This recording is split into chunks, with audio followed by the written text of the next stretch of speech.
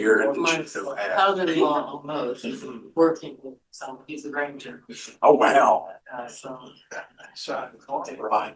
So, oh, he's at Glacier National Park. Okay, we're gonna go to a glacier Oh, as opposed to, which I'd love, I'd love to go to the National Park. That's why I'm curious how you were getting there. Okay, may I have your attention, please? The hour is upon us. Let's begin. Thank you for everyone that's here tonight for our May version of the Blount County Public Library Board of Trustees. Welcome to everybody. Welcome to visitors and friends and whoever. The first order of business is to review the April 21st meeting minutes. If have a chance to look at those.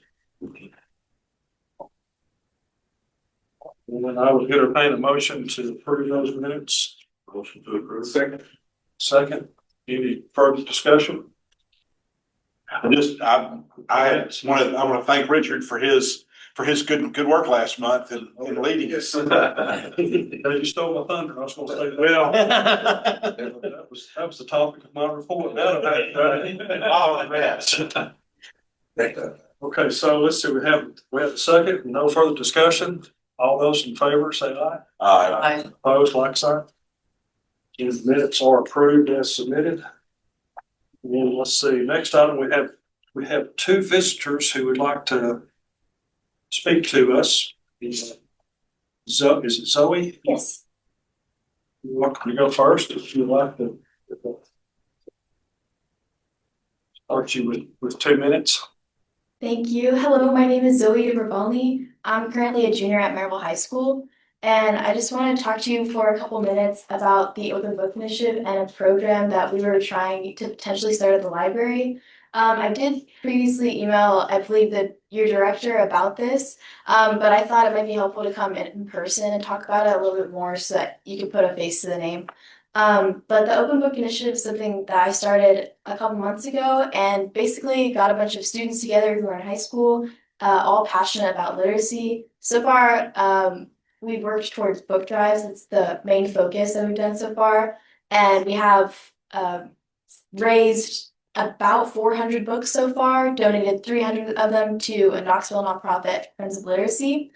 So we worked with schools for that. We coordinated with volunteers. We have about 20 student volunteers in total.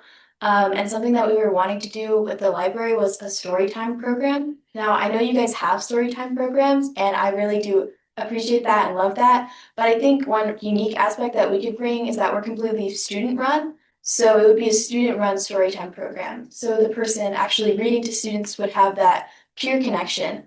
It would be a child reading to other younger children. It would also have volunteers that are kids, and I think that could seem a little less intimidating or make reading seem more fun to some people. We also have a habit dog, which, if you didn't know, they're kind of like therapy animals. They're certified therapy animals. And our habit dog is named Dolly, and she's like the ambassador. She's a basset for Maryville College. So she is very thoroughly trained. She's worked with students before. She volunteered at Sam Houston a lot. 20 seconds. Thank you. And she would definitely help out with that program there. And I think to talk about the program a little bit more in depth, I wanted to invite my friend Heather Garcia, who is our director of programs, to talk about it a little more. So thank you. Okay. Welcome to Heather. Hello, I am once again Heather Garcia, and I am here to talk about the details of what the Storytime program would look like. So we would like to have this event to cater towards ages 4 through 8, and we would like it to be a once-a-month event, and for it to last around an hour. So how we would kind of schedule that is we'd have a weekly theme, and then we would read a book that is centered around the theme, and then a craft or activity that the volunteers would help out with that's related to that, and then kind of just a socializing time. So some possible ideas were like a cute woodland theme, space themed, and kindness and community. And our goal is just really to connect with these kids and help them to really just build a positive connection with reading. And I think that our activities and stuff would make it very positive and something memorable, opposed to just kids being read to, as a lot of story times commonly operate. So thank you for letting me speak. Thank you. Okay, let's see. The next, and the moment you've all been waiting for is my report, which Sean has already given my report. I want to thank Richard again for his, I had to be out last month and that worked out great. Our board's been so efficient that we really don't have anything else to report, so it's pretty much it. I did have something to say about the Friends of the Library, but I'll leave that up to about your annual meeting. I'll leave that up for Vandy. And that's pretty much it. A lot of stuff in the newsletter that's happening. You're almost to read through that. Busy hot summer nights and all sorts of stuff. So, and let's see. Next is Dustin's report. Okay, I'm going to try to be brief. I have a little extra today. For those of you that don't know, today is literally my 1-year anniversary. So, I'd just like to thank you all for giving me this wonderful opportunity to join this amazing group. Literally, it's not just changed my life, it's changed my family's life. And both of us want to thank all of you for the opportunity for that, really. I recently read an article in the Journal of Public Administration that discusses how new leadership generally causes an immediate turnover of 15 to 20%. And it's usually due to new directions and ideas of causing discomfort and change. And in the past year, we've had 6 leave. 2 because they were looking for full-time work, 2 for retirement, 1 for just distance away from home, and 1 for other reasons. 4 of the vacancies were filled with internal promotions, and one of the retirees even came back to volunteer. So this honestly couldn't be accomplished just by me. It's the camaraderie of the staff and joining an amazing team. The effectiveness of the managers and the value, the supportive public and the group of volunteers that we have here. And honestly, just an amazing board. Thank you all. Places made me feel at times just not like a job, but just kind of like a family. We've shed tears, laughed together. No moment could compare when I walked into my office on my birthday and discovered that it was completely redecorated by the staff. That was especially fun whenever I had some meetings that day. So that meant a lot.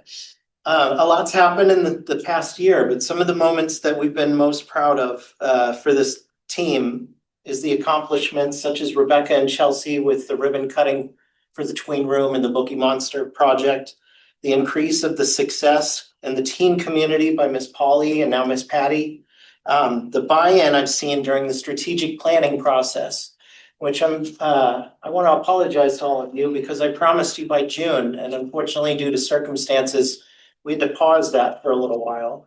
It is still well in development. We've finished at least 1 of the 3 goals, and we're working actively to finish the other 2.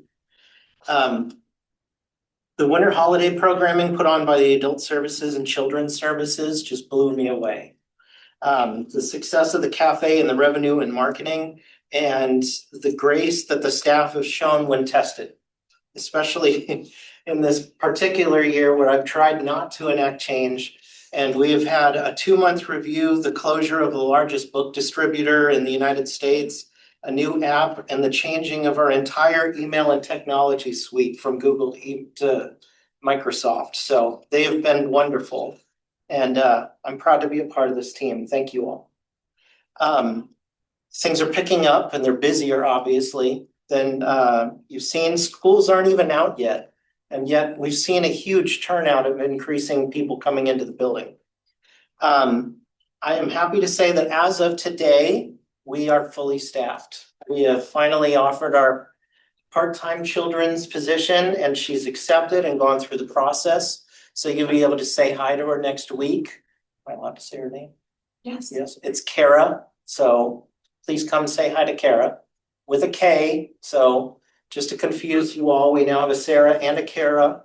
So signups for summer reading are going to begin June 8th. So that's for all ages. If you're a children, a middle-aged person, or a teen, you're going to go to the children's area. You'll get to spin the wheel and get a prize. If you're an adult, come on over to the adult side of things and you're going to pick up a challenge tracker. Adults do not get a spinning wheel nor a tchotchke, I'm sorry, but you do get entered into a prize for the drawing, and the grand prize is a e-reader. So Touch a Truck is coming up. I don't know if you guys got to see it, but we were on the news. Miss Anna did a great job explaining to WBAR-IR our crafting Thursdays, where we're going to do a birdhouse, and also our Touch Truck program that's June 6th from 10 to 1. This year's summer theme is Jurassic dinosaurs. I'm sorry. Unearth the story. Unearth the story. You're good. Goodness. And in celebration of that, Miss Anna has been able to find one of the Jurassic Park Jeeps. So someone's going to be bringing in addition to the other stuff, the Ghostbusters, I believe, has already been confirmed, and some other people. So I definitely encourage you to be there.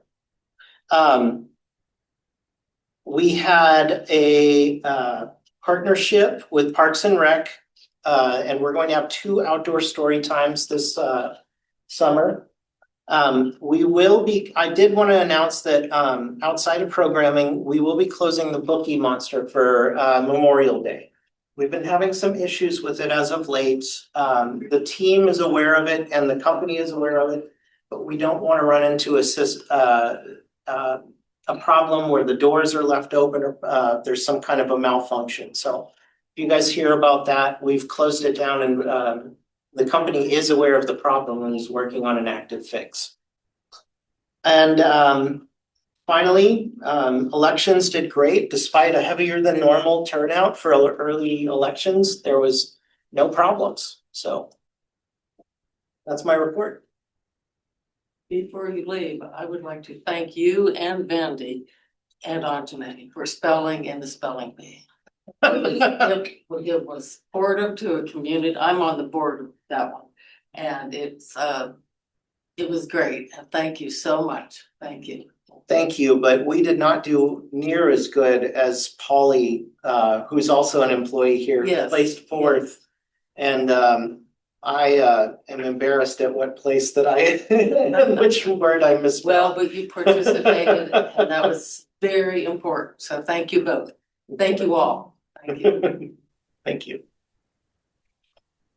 Okay, let's see. Thanks, Dustin. And continuing, since Anjanae could not be here tonight, you can just briefly go over her financial report. Absolutely. So for the finance, we're still going strong. I did want to let you guys know that the narrative inside your packet was incorrect. So we printed off an extra piece for you. However, all of the numbers for the other breakdowns are all correct. Right now, we're charting like normal. Everything is going fine. As far as capital expenses, that's been taken out. We are slowly starting to narrow down and close out all of our POs. We're coming up to the end of the fiscal year, and I just today got an email from our finance director saying, be prepared, we're going to be ceasing all future purchases here pretty soon. It's not really material because it is taken out, but it is for its accuracy, I guess. For the capital expenditures on your summary chart, you show at 3%. And yet it's all been taken out. And then on the graphic chart, it's shown at 100% because it's all been full of expenses taken out. So on page 25, the bar goes up in April showing, indicating the money being taken out is showing 100%, and yet the chart shows 3%. So just have that in reading these correctly. Thank you. We'll take care of that. So it's just, Absolutely. And as far as revenues going, we're doing exceptionally well. The cafe currently, as we speak, is up 20% over expectations. There's a new signature drink right now at Turtle Lagoon. It tastes like a green apple Sprite, and it's amazing. So Chelsea has been doing an amazing job. We've already exceeded expectations, and we're not even done with the end of the year. I did have another question on the salaries too. So Yes. we're 6% below straight line. Mhm. And that's planned because you left a vacancy to hire the part-time. So it's a projection to fill that gap by the end of the FY. So currently, no, and the reason is because some of the vacancies were high-level retirees. And so whenever we rehired them, it was at a lower price point. Yeah, good question. Okay, thank you much. Let's move to report from the foundation board, Robert. Currently, we're updating our donor lists and make sure that they are accurate and so that we can send out messaging to them. And we're also creating a spreadsheet of grant opportunities so that we're seeing not only funding coming in from donations, but looking at possible alignment with grant opportunities as well for the foundation. And then we're creating a new webpage. So those are upcoming things for us. Mandy, Friends of the Library. Just two things today. We've got another quarterly sale coming right ahead, and it'll be on June 4th, 5th, and 6th. The 4th is a Thursday, which is for members only. I'm assuming you're all members of the Friends of the Library. And then Friday and Saturday is for the general public. It'll be a busy time, and the operations team is working hard now to get the downstairs ready for that. And then the second thing this time of year is we are hurtling toward the end of our fiscal year and our annual membership meeting. We're trying a different approach this year, hoping to get more participation. We've normally had a middle of the week luncheon, which means retirees like me can come, but anybody who's a member who's out there working or has, daytime obligations cannot attend. So we're trying an event on a Saturday morning, June 13th. The meeting will be from 10:30 in the morning to, they're always a little less than an hour, but we're going to start at 10 o'clock with I'm calling it a really light brunch, a lot of pastries, fruit, coffee, things like that. And then people can kind of have a gathering time. So if you are a member, you should have received an invitation online. We're going to be getting a couple of more follow-up invitations out. But we hope you'll come and see how it goes. We have many good things to report this year, and I think it'll just be a nice Saturday morning get together. But we do need your RSVPs, so if you'll take a look at that invitation and please do come. Thank you. Okay, thank you. Liz? Yes, so just briefly, we actually did not have our library for accessible books and media. It's our training, and on May the 12th, our trainer had a unfortunate circumstance, couldn't make it. And so we hope to have we'll do a redo of that because it's an excellent service to library for accessible books and media. And we want to help get the word out about that so that all libraries and their staff know about it and can inform their patrons about it. Just an annual reminder about the standard survey that comes out every year. It's open right now. We'll be reporting on this current fiscal year, 25-26, and the deadline finish that is July the 15th. Because you don't have anything else going on. The summer reading one. We're also reminding folks about the 2026 LSTA Tech Grant. Final reports are due by May the 30th. That spending has been over since last month, April 30th. And then we also opened up the 2027 LSTA Tech Grant application process early this year. So the deadline for that application is July the 10th. let's see, we hosted an excellent annual virtual partnership fair last week, which was a series of different organizations across the state that came and did a little 15-minute blip about what their organization does and how they can support public libraries and partner with them. So that was a nice thing that we offered. And then reminding folks about the Tennessee Statehood Day celebration, which will be at the State Library and Archives in Nashville on May the 30th that weekend. Have lots of fun activities planned. So if you're in that area around that time, or you just want to plan a trip to Nashville, that'd be a great weekend to go. Stop by TSLA and enjoy all the fun festivities. And then finally, the last thing I did want to share, and it's an active link on the online report. But ARSL is the Association for Rural and Small Libraries. It's a nationwide library organization. And they put together a compilation of grants. And libraries are always looking for grants, and we're very thrifty people. So recently, one of my colleagues shared this list on the statewide listserv, and I just wanted to make sure our board members knew about it too. This is in addition to the state grants that we offer, of course, but there's all kinds of various little grants out there, and it was nice of them to compile it in one nice little list for everybody. And also just congratulations on the Reads circulation, very high, 23,198 for the month of April. I'm responsible for that too. You are you a super user? 3,000 just for April. 23,198. Yes. Books, very utilized resource. Oh, the most important thing, then not the fun thing. This is for Kathleen Christie.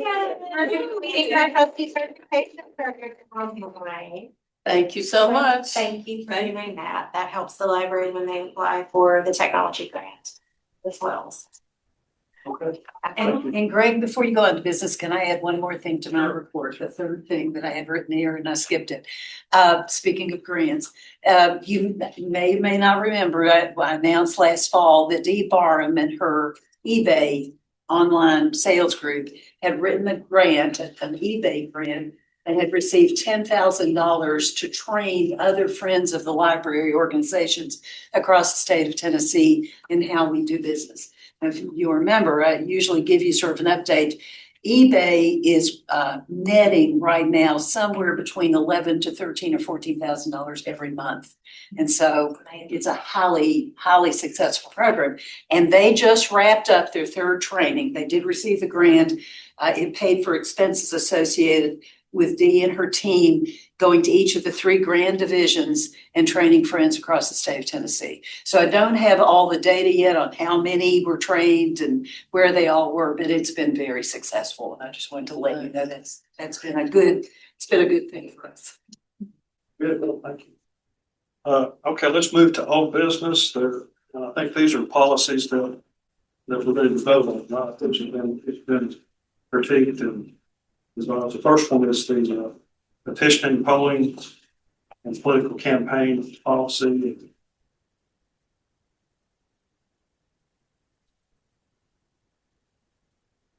And I think these are up for a vote unless someone sees anything else on here that needs to be looked at again. Motion to approve. Is there a second? Second. Any further discussion? It's always a game I play with myself to see how long candidates leave their signs up in people's yards. Well, we're at 2 weeks today with some of the ones that are still left. I think they'll be fined $50 a day till they go pick them up. Okay, we have no further discussion. Is there, all in favor, say aye. Aye. Opposed? Motion carries. Sign that one. Then the next one is the borrowing privileges policy. And that has some green stuff on it. Is that? Highlight. That's the highlights. It's a great highlight. That means otherwise draw attention to it. Okay. Yes. So this one also is up for a vote and Quick thing on that one, on the library card for minors. Second line from the bottom, B, that just needs to be capitalized. oh, be capitalized, yeah. Where was that? On page 33, It's just. Okay, thank you. And then as I was rereading, I apologize. I always seem to direct questions to Sean, so Okay. I'll continue to do.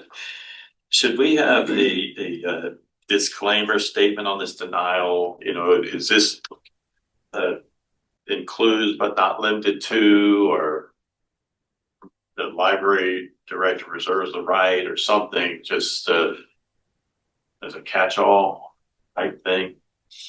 Denial, you're asking. Yes, on the denial of a library card.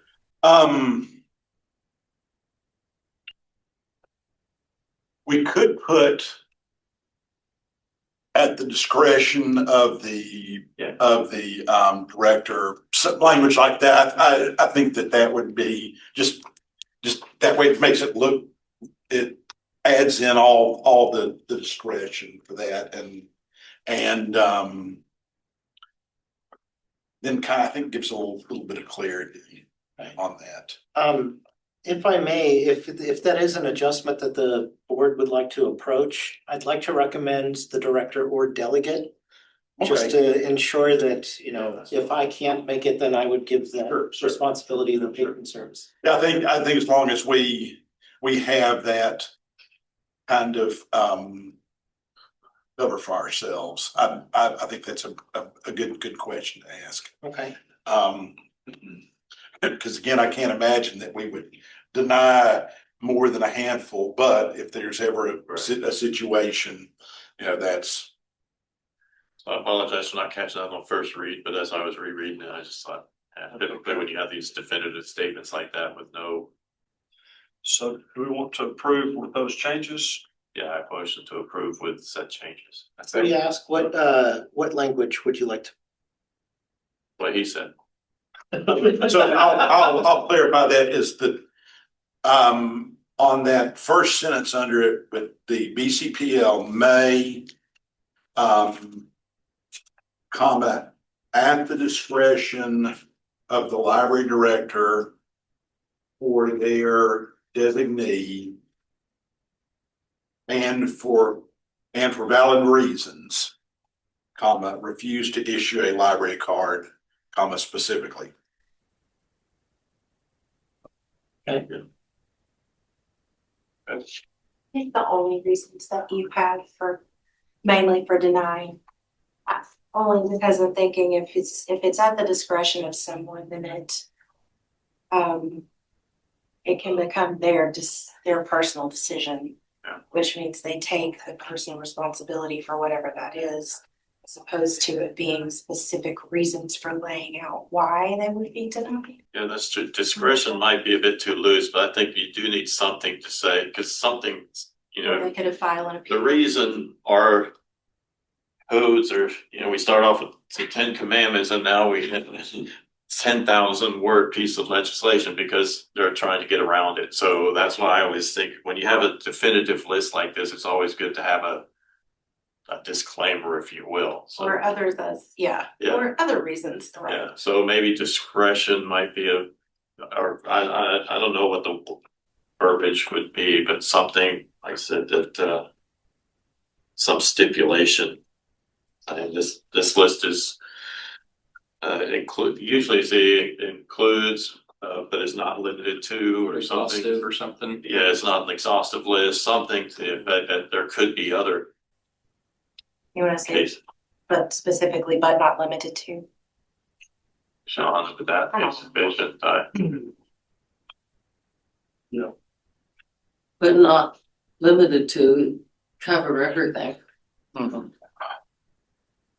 The only thing that there is that it leaves a little bit of vagueness that if someone's making, where somebody can say, well, they said it's not limited to, people with mohawk haircuts, something like that. And, and that seems a little, a little bit more open-ended.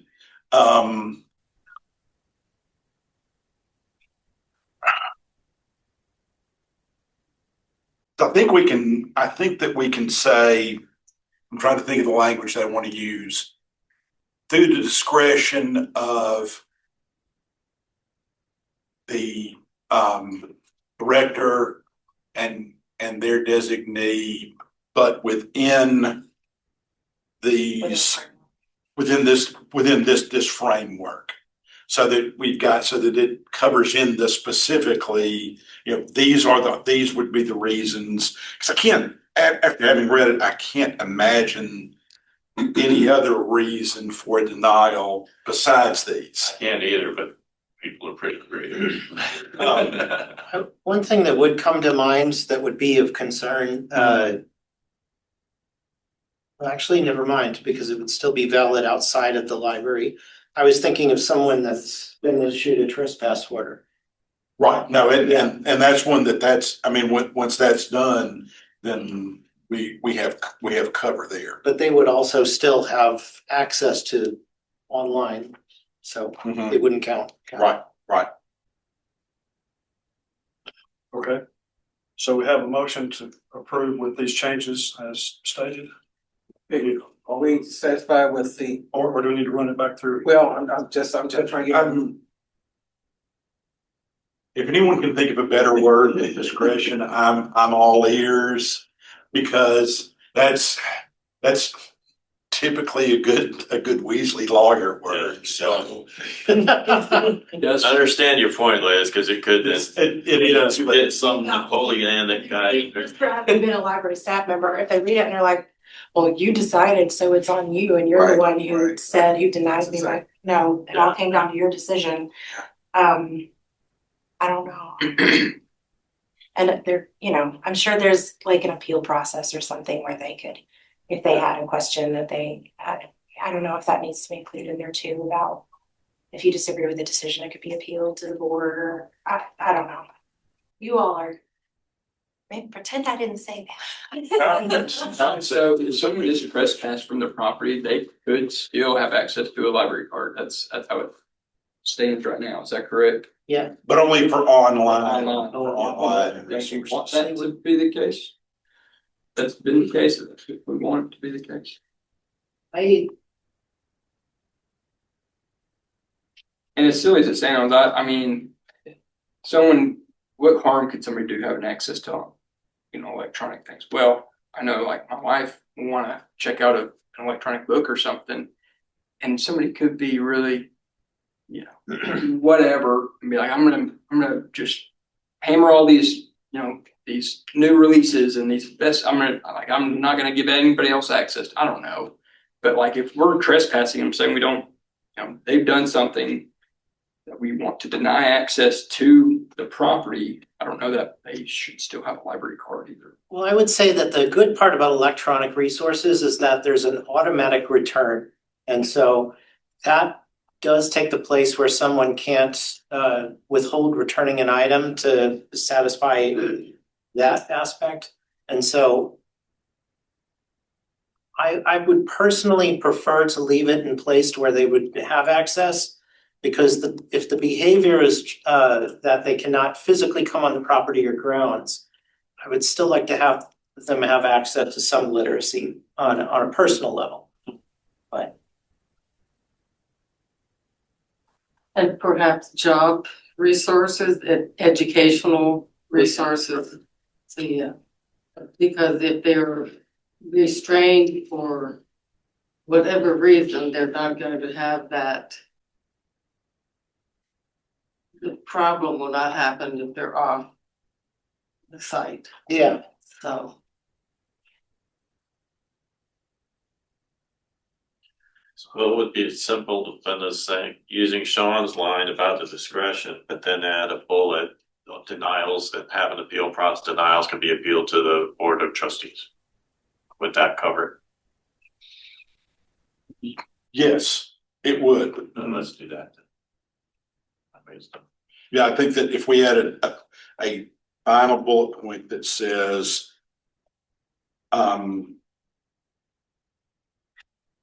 appeals of a denial of a library card, Be directed. maybe directed to whatever, whoever would, if it's us, great. But we, you know, I would keep, I mean, that's what we do, right? Right. Is control the library director, and that would keep Right. him from running roughshod over it, being arbitrary and capricious. Exactly. In his denial, so I think that will take care of it. Is that good? If there is an appeal process for that, do they have a deadline? that's what I was thinking. I'm thinking 30 days. Within 30 days of a denial. Okay. Because we will have records of that. So I was thinking 10 days, but then I thought, man, That's a lot, to add to the motion. Maybe we should Yeah, rewrite this and bring it back next time. The next- yeah. Sorry, I think we should. I bet. Because Get the- It's table for the motion to be amended. Yeah. Let's do that. right. Yes, I think tabling this and coming back with that language, Yeah. seeing if that's good. So we will table this until give the folks who are the wordsmiths time to the wordsmith, how's that? Okay, and then that moved us along to new business. And we have a Board of Trustees information sheet where everybody can know everything about everyone. And this is for information only at this point. And it's up for discussion whether this is good, bad, or ugly. And just since this is first read, there were very, very minor changes. We weren't sure if we wanted the formatting on this one like the other ones, since this is essentially just a quick application process and an initial introduction. We'd be happy to add that. The Board of Trustees like. one. Yes. That's really a policy statement. It's not really a policy. Yeah, so I agree with that. Okay. Yeah. So this is first read and So what changes? Okay, I see it now. Yeah, in red, those are all the changes. it's read on the back page. There's We updated the emails. Currently, the email bcpl.director@glentean.org is the current one. However, IT has informed us that we anticipate this to change July 1st. So by the time that we get done looking at this, it will have gone into effect a little early, but it will at least have coverage in case we don't have a meeting in July and we have to do this by August.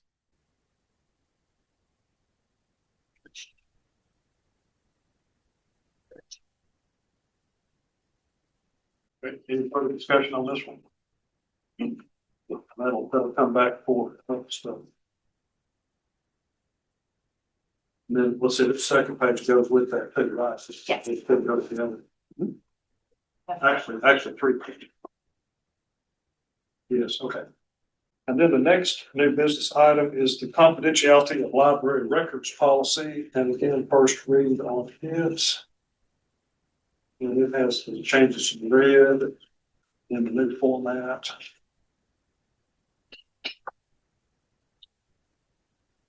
I've actually got a comment on that one too. Changes too, you got a whole. I have a whole page written on this. I do. So if you refer back to the boring privileges policy, sorry. I do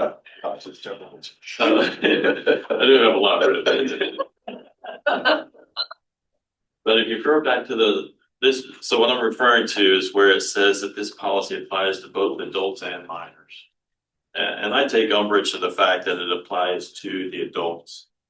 Because it is, and specifically, I'd say parents or guardians, and refer back to the borrowing privileges policy. So for a minor to get a library card, it specifically says the parent, guardian, or responsible party signing the application for a minor child is then held responsible for all materials checked out on that card. And I agree wholeheartedly with what you say, parental responsibility. Yep, parents responsible. Well, then we go here and say, oh, but parent, you can't have access to what your minor child checked out. That's a contradictory and oxymoronic policy with the previous policy. If the if the parent has to give consent for the child to have a library card, and now you're saying, oh, child, you have to consent to the parent to know what you're checking out, and oh, parent, you're responsible for what they're checking out. That's a catch-22. You are handcuffing the parent from fulfilling the very responsibilities we're saying they should have. So, and I understand that there's people who say, oh, it's confidentiality and you can't, and this is going on in the courts with a lot of other issues with public schools, and it's being fought in the courts, and the parents are winning their responsibilities. In regard to this, the Tennessee Code cited Tennessee Code 10-8102. It does not explicitly nor specifically prohibit parental access to records. And again, I think by virtue of the fact that the parent has to sign the consent for the child to have a card is then de facto consent for the parent to have access to those records. Now, there's already a bill at the Tennessee legislature. It's Senate Bill 2896 and House Bill 2721, Parental Oversight of Public Libraries Act, that gives parents access to these records. It's being opposed by the American Library Association. I understand why, because it's a more exhaustive bill than just this. And I actually support some of their opposition to some of the language in the bill. But as far as restricting parental access to a minor's library record that the parent had to consent to start with, I say again, is oxymoronic and counterproductive. So what I would propose is that we stipulate that parents have access to the parents, guardians, the same language we have in the borrowing privileges policy, that parents, guardians, or responsible party has access to the minor's records so that they can fulfill that parental responsibility of being responsible for what that child is checking out.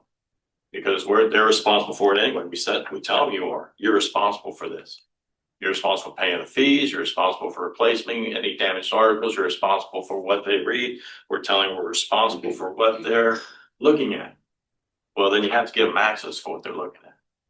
So so what I would propose is that we, again, an exception to this policy is granting the parents, guardians, what's the other one? Responsible party access for minors. That's my. This is a sticky subject because what if you have, because I see what you're saying, absolutely. But what if you have a child who's going through some controversial thought processes and they don't want their parents to know? And The parent has to know. He's a parent. Out That's the problem with society today. Parents aren't being parents, and we think the society is telling kids that, oh, Yeah. you're a parent. No, you're not. That's true, but You're they're a kid. bad parents. There are some. But really bad if you're hamstringing the parent from being a good parent, which is what this policy does, Yeah, then you can't say, oh, you're a bad parent. Well, no, you're making me a bad parent. You're prohibiting me from accessing the very information I need to be a parent.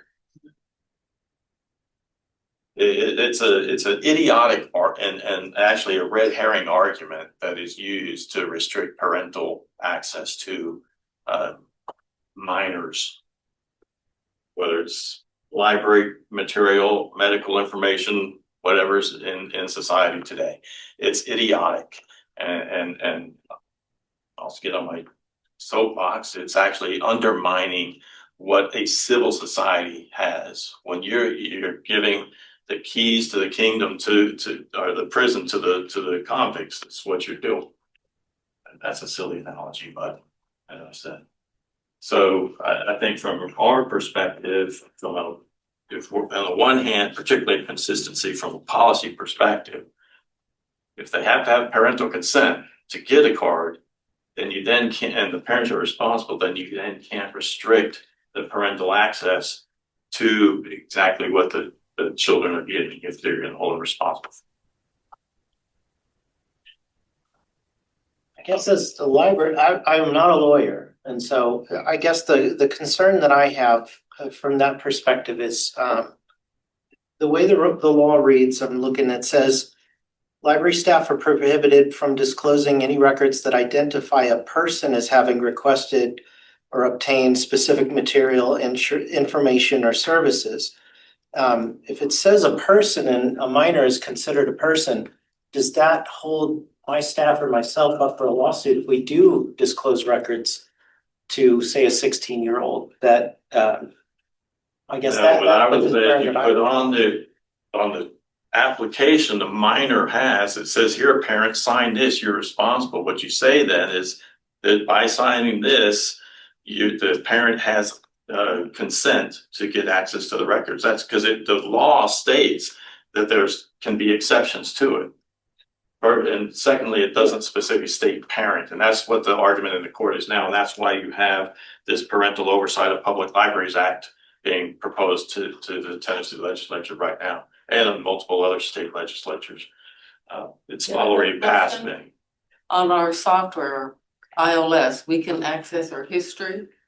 If all the cards to a family are linked, can the parent access the history on their own without? Yes, yes. And what's the point of this? Can they? Yes, because it appears that the household You know, account, that's- it's one that you can look at your history as well as the history of any linked account or library card. Maybe That's not I correct guess with I'm the asking ILS, but it is the- correct with the app. Okay, with the app, okay. Yes, the internal library system, the ILS, it is access. Yeah. Then again, it's a contradictory policy. If you have access anyway, then you have the policy that say you can't Yeah. have access, then what good is your policy?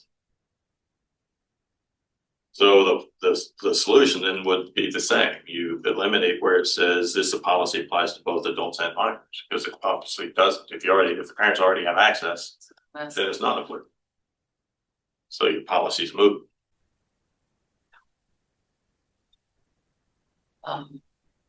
Is this to be approved tonight or? No, but because it is first review, I wanted to bring it up, so we don't do this when it's, hey, I don't want to approve this because of this, so that's why I wanted to bring it up now. Yeah, I would have this reviewed before legal. That's because of, Mhm. Certainly. there have been lawsuits both ways. Exactly right. Mhm. Exactly. And this gets a bit far afield from my wheelhouse, because unlike the trespass situation where there's a certain criminal component to it, this is one where a lot of these lawsuits and a lot of what has been going on in the legislature has been hinging on the interpretation of words. So I mean, it's all very, there's a lot of inside baseball to what's going on as they create this, and not in large part, given kind of what's come out of Rutherford County and Sumner County that kind of going with this. So this may be one that somebody at the county level may do better in the county attorney's office than I would, because I think they're also dealing with it.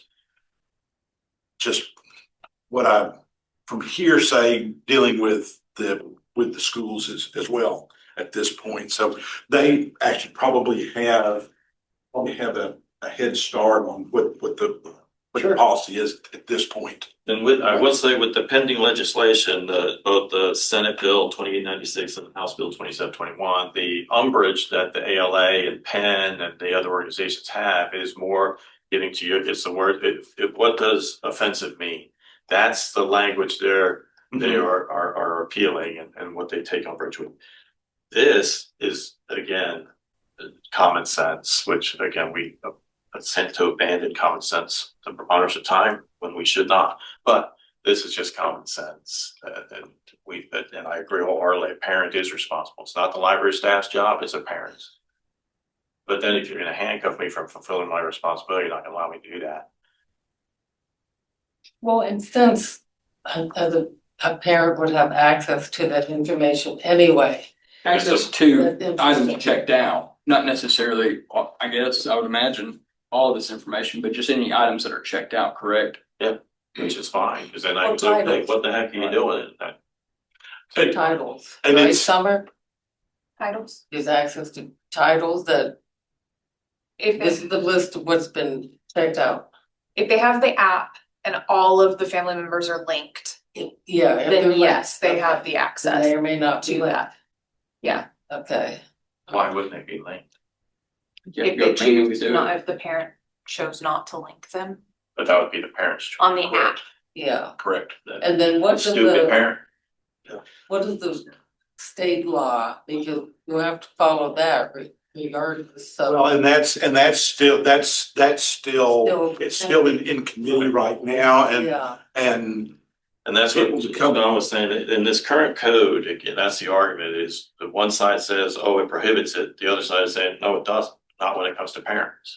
Because it doesn't specifically say parent, it says person. And like I said, when you look at what parental responsibility is, then the parent needs to be a parent and have access to do their parental responsibility. But that's the argument. So that's why this other bill, the Parental Oversight of Public Libraries Act, was proposed, but then some people shoved a bunch of other stuff in it, as legislators often do. But this point is, as far as I've read, is not up for, it's not part of the debate. But that's my recommendation. Does this need to be approved at a certain time limit for get this policy approved? Not necessarily, we can bring it back, in June if need be. Okay, in regard to what's going on in the state house now, if they come back with something different than that policy, does it mean we had to come back and address the same policy if we approved it opposite of what? the answer to that is yes, Yes. because we can't have anything within our bylaws or library policy that runs counter to anything statutory that the state approves. And I'll add again, you would not be in violation of 10.8.102 by giving parents responsibility. You would not be, because that's what's being debated. So we wouldn't be in violation of the code. You'd be in violation of certain interpretation of the code, but not of the code itself at this particular time. So Yeah. you're saying if we just take out this paragraph? Not the whole, yeah, I guess so, yeah. Okay. Which paragraph? This Top- policy applies to building. The first paragraph in 41, page 41.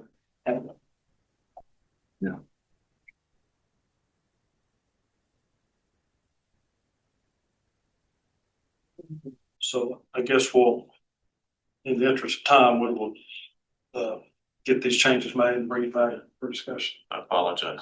No, that's all right. They can I'll reach out to legal.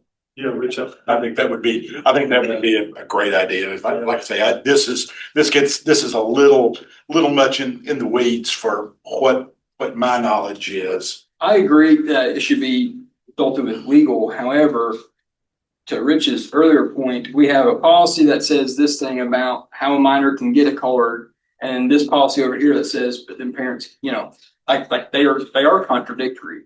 So even if legal says, no, I like this language, well then what does that mean about our other policy? So that would be nice if they knew what that policy says as well. What is the borrowing policy? Just to make sure that they're. Why don't you discuss that with legal at the same time? Yeah. So we'll cover both of those with the legal department. I'm glad you raised the issue Yeah. for us to think about. Yeah. Okay. Okay, let's see. The next item on the agenda is the director's annual evaluation. You all have kind of a quick summary sheet of the evaluation results. Yes, that is percentages. So the scoring is out of 4. So Okay, every okay. floor is out of Okay, 4, okay. and these are the totals for staff and board all together. So it's Yep. a compilation of all of the evaluation scores. So this does not include the incidental comments, those are available if someone wants to see all of those comments. This was kind of a quick overview. I'm not sure what we. Just want to go to the county and they decide on it. Would you get a raise or not? Yes. Actually, yeah. That's what, that's what it boils down to, yeah. What is it, if there are some in the 2s or 1s, then Yeah. then the county starts scratching their head, things like that. So- No. So It's the overall. This is sort of submitted, I guess, for information only. It'll go to the HR in the county for them to look at. And then let's see, the last thing under new business is the nominating committee for officers for the next term. The illustrious nominating committee met at 4:30. It came up following your review and approval. Since I will be rolling off the board, we have nominated Dexter Stewart to be the new chair.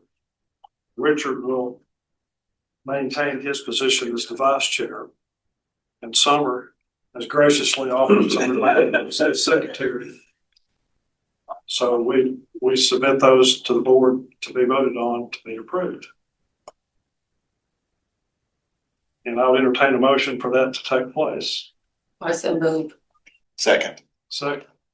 Now, is there further discussion on these nominees or nominations of someone else at large? Hearing none, then I would vote in favor of Dexter to be chair, Richard to be vice chair, Summer to be secretary. All those in favor, say aye. Aye. Opposed? Congratulations. Congrats. We now have our new slate of officers for the next term until 2027.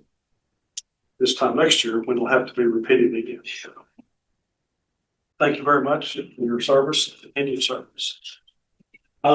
Just out of curiosity, this being in the same vein, Dustin, what about new board members rolling on next month?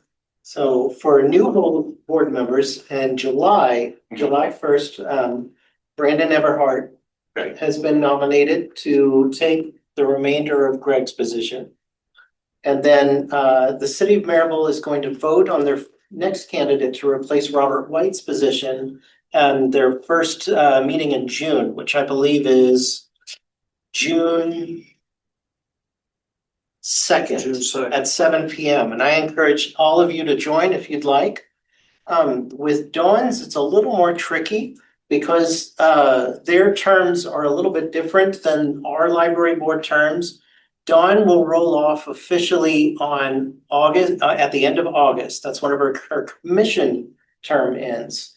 But that being said, her appointment for this board was until the end of June. So she will roll off July 1st. And then we will have a vacancy until the Blount County Commission decides to appoint their next Blount County representative to the library board. So they should be nominating sometime around August or September, I believe, is what I remember Dawn telling. So So would it just go unfilled in the meantime? Yes, sir. You'll have a meeting with, it'll be short staffed, I guess, the July, August meetings. Yeah, 2 months. 2 months.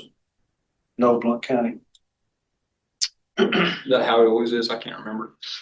It's what I've been told, yes. And it is a bylaw requirement that we have at least one assigned member from the elected commission to be able to join the library board at minimum. The So bylaw for the library?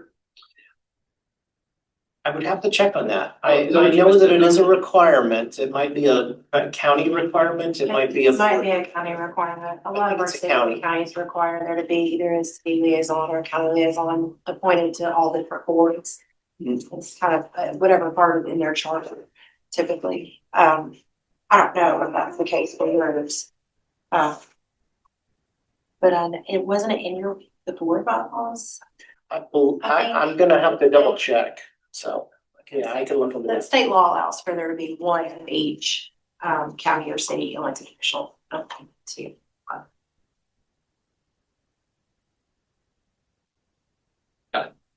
Okay, you have other library meeting minutes or meeting, not minutes, but meeting dates at the bottom. We'll see the county commission 21st, Princeton Library, May 26th, Foundation, June 19th. Second Merrill, Alcoa, June 9th. Our next meeting will be June 16th. Any other things people have to say? One last thing. Yes. I want to say thank you, Dustin, for your first year here with us and just how wonderful it's been having you as director, and it's been lovely being your assistant, and I look forward to many, many more years. Oh, thank you. Get that face. I told someone that asked me, it's like Dustin's always been here. It just kind of fit right in. Quick. If you haven't yet, check out his Facebook page today. His wonderful wife decorated their house for his anniversary. That's all we have on the docket. I will entertain a motion to adjourn. Second, all those in favor? Aye. Okay, thank you very much, and we will send you all June 9th. Just a surprise. Bell. Yes, sir.